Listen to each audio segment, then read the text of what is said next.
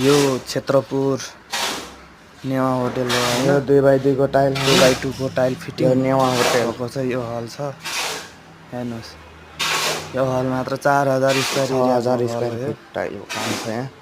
सब यो डेकोरेसन हल गर्दैछु मात्र मैले हैन। कत्रो ठुलो छ।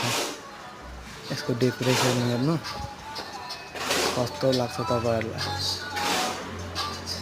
राम्रो लाग्यो भने सम्झिनु होला। यो चाहिँ किचन भयो नेवा होटलको। यो काउन्टर यहाँनिर चाहिँ काम हुनु बाँकी नै छ। काम हुँदैछ।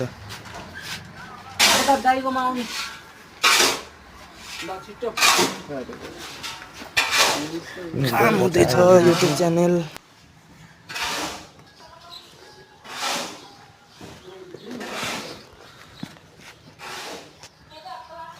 किचन रुम भयो हैन।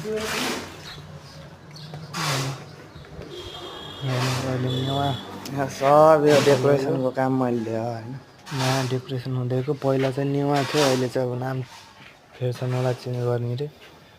अब कुन राम्रो लाग्छ डेकोरेसन कस्तो छ यस्तो डेकोरेसन चाहिँ कमेन्टमा भन्नु होला मन हैन। पर्यो भने भन्नु होला। यस्तो डेकोरेसन गर्नलाई हजुरले पनि यस्तो डेकोरेसन गर्न परेन सम्झिनु 4000 होला। स्क्वायर फिटको एरिया हो यो चाहिँ सबै।